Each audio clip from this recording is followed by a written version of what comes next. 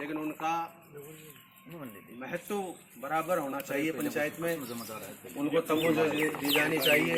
ऐसा नहीं होना चाहिए कि कुछ मत कम होते हैं किसी भी जाति विशेष के, उनकी गिनती ना हो, उनको नगण्य माना जाता है। क्योंकि लोकतंत्र के अंदर एक वोट का भी बड़ा महत्व होता है। एक वोट से सरकार गिर जाती है, एक वोट से प्रतिनिधि हार जाता है, एक वोट से ही जीतता है। तो सबका महत्व पंचायत में होना चाहिए और सबको समभाव से, आदरणीय गुरुजी ने आपको बता ही दिया कि सबको समभाव से आपको देखना है। और जो भी बुनियादी समस्याएं गांव की हैं, जैसे पानी की है, पेयजल समस्या है, कहीं रोड की समस्या है, इन गंभीर मुद्दों पर आप विशेष ध्यान रखें। हमारे गांव का प्रमुख समस्या एक तो जो हमारे वहाँ भोमिया जी महाराज की एक राष्ट्रीय की है, तो आप उसको प्रायोरिटी में रखें और उस पर आप पूर्ण रूप से ध्यान दें। हम पे जो भी सहयोग बनेगा हम वो करेंगे। और आगे भी हमारा ये रास्ता भी प्रमुख जो मेन रास्ता इस गांव का है वो भी आधा अधूरा ही है, उसको भी आप अपने संज्ञान में लेते हुए विकास की ओर, अब नई पंचायत है, नई कड़ी को आप विशेष रूप से जोड़ें। आगे के भविष्य को ध्यान में रखते हुए जनता आपका पूर्ण साथ देगी, समस्त वार्ड पंच आपका साथ देंगे और आप भरपूर विकास की ओर गति को आगे बढ़ाएं। हम यही कहना चाहूँगा। जिन्हीं शब्दों से सरपंच साहब अपना अपन ने बनाई है। मैं सरपंच साहब सहित मैं वो जो सरपंच साहब और वार्ड पंच यहाँ बैठे हुए हैं, मैं आपसे उनका परिचय करवा देता हूँ। क्यों किसी को पता नहीं कहाँ से वार्ड पंच कौन है, सरपंच कौन है, क्यों लेडीज को पता नहीं है सरपंच कौन सा। इसलिए मैं नाम बोलता जाऊँगा और वो अपनी जगह पर खड़े होते जाएंगे। माननीय सरपंच साहब राजकिशोर जी वर्मा, ये हमारे हमारे ग्राम पंचायत के सरपंच साहब।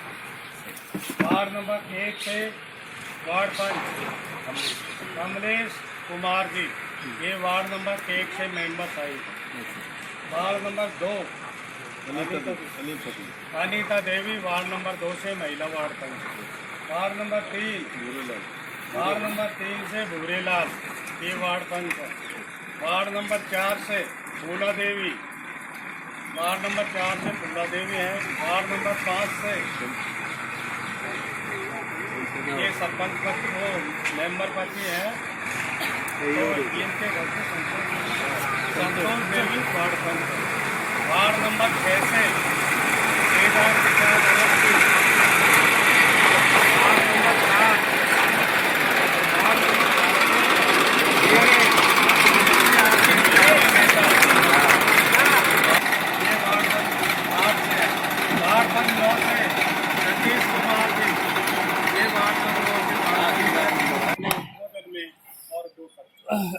जिताया है ना गुरु जी कह रहे थे, उतनी तेज आवाज में बोलनी है।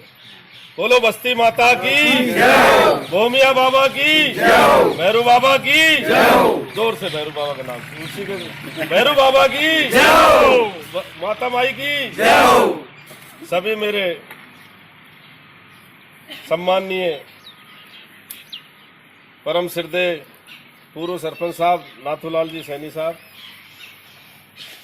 हमारे सैनी समाज के अध्यक्ष श्रीमान रंगलाल सैनी साहब, हमारे प्रोफेसर साहब, गुरुजी, हमारे मुझसे भी 1 फीट लंबे ठेकेदार साहब, इनके लिए जोर से ताली बजाओ।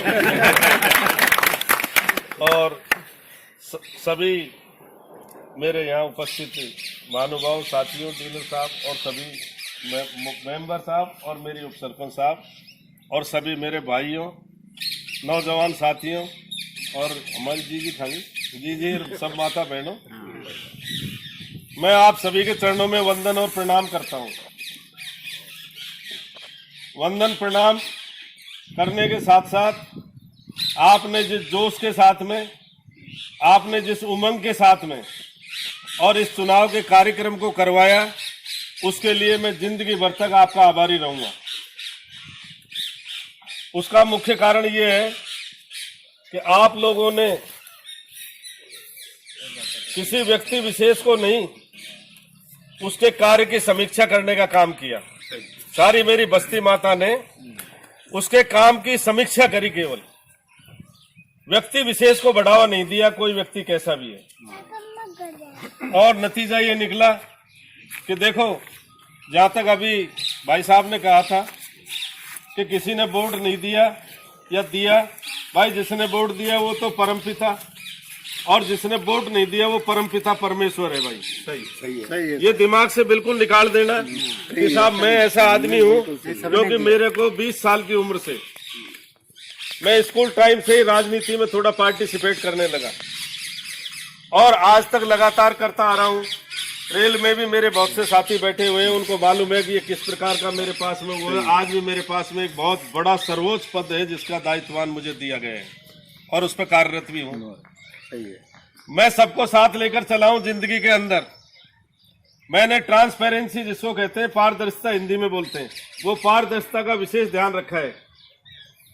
उस पारदर्शिता को देखते हुए मैंने मन में सबसे हाथ जोड़ करके सबसे पहले चुनाव में जाने से पहले मैंने राय शुमारी करने का काम चालू किया और मैंने सभी माता बहन बच्चे भाई सभी से मैंने राय शुमारी की कि भाई यदि आप लोग मेरे साथ में जम करके मेरे साथ में यदि इकट्ठे होते हो, मेरे को सहयोग करोगे तो मैं मैदान में आ जाऊं, नहीं तो कोई जरूरी भी नहीं है, मुझे शौक नहीं है किसी प्रकार का मैं किसी से कोई चुनाव की वो करूं। लेकिन सबका भरपूर मेरे को समर्थन यही मिला कि आपको चिंता करने की जरूरत नहीं है। विशेष तौर पर मेरे महाराज परिवार के जो लोग हैं उनको मैं हृदय से इतना आभार प्रकट करता हूं और उनका अभिनंदन करता हूं और स्वागत करता हूं। मेरे मन में मेरा पूरा परिवार करता है, मेरा खानदान करता है और मेरी आने वाली पीढ़ियां भी करेंगी। आपको विशेष तौर पर बता रहा हूं कि लोग बाग मुझसे पूछ रहे थे कि माणाओं की स्थिति क्या रहेगी, माणाओं की स्थिति क्या रहेगी। मैंने यही कहा कि जो भी मेरे रेल के साथी हैं वो जैसे चंदन के पेड़ पे सांप लिपट जाता है, जैसे मेरे साथ में लिपट जाएंगे और उनको देख देख करके वो सारे के सारे जो है अपने आप बदलेंगे कि ऐसा क्या गुण है इस व्यक्ति में जिसके कारण इसके साथ में ये लग रहे हैं। मैंने ईमानदारी से काम की, उन ईमानदारी की वजह से ही मुझे यहाँ लाया गया और आपने आज मेरे को इस पद पर, जैसा गुरुजी ने कहा, इतनी बड़ी बात तो नहीं है, लेकिन हमारे प्रोफेसर साहब ने कहा था अभी अभी कि साहब वो गांव का एक सर्वोच्च आदमी है, प्रथम नागरिक है। प्रथम नागरिक मैं नहीं हूं, प्रथम नागरिक मेरी जनता है, मेरी माता बहन भाई बंद आप सब जिस चौपाल पे बैठे हो सब मेरे प्रथम नागरिक हो। उनकी नजर में कोई कुछ नहीं हो। मैंने आपसे एक वायदा किया था, याद दिलाता हूं कि कोई भी बजट आया तो इस चौपाल पे लाके रखूंगा सबसे पहले और लोगों से कहूंगा, मैं सब भाइयों से कहूंगा कि ये बजट आया, बोलो कैसे कैसे लगाना है। अब फिर आप लोग उसमें डिसाइड करोगे। ईमानदारी यहीं परख ली जाएगी आदमी की। लोग बाईपास कर जाते हैं। रही व्यवहारिकता की बात, मेरा सभी कोई भी पार्टी के सदस्य हों उन सबसे मेरा जो भी राजनेता भी हैं उन सबसे मेरे अच्छे संबंध हैं। दुआ सलाम मेरी सबसे रामा श्यामा है। क्यों है? उसका कारण ये कि मैं रेल से जुड़ा हुआ आदमी हूं। मेरी विशेष पहचान उस रेल के नाते ही थी, वरना राजकिशोर को कोई नहीं जानता था। लेकिन लोगों ने मेरे काम को जानने की वो करी और आप लोगों ने भी मेरे को 100 में से 100 नंबर देने का काम किया। इसके लिए मैं आपका बहुत बहुत आभारी हूं। जोरदार तालियों से स्वागत करूंगा। अब रही कार्य कुशलता की बात और कार्य की बात। अपन घर में बैठे हैं, कोई लंबा चौड़ा राजनीतिक भाषण नहीं है, लेकिन फिर भी मैं अपने विचार प्रकट करना चाहता हूं। अभी मेरे सामने ये कहा हमारे गुरुदेव ने कि मैं कांच में जब वोट देने के लिए गया, कांच के हमारे 2 भाई बैठे हैं, एक तो उप सरपंच भी है, भाई सतीश भी नौजवान युवा नेता भी है।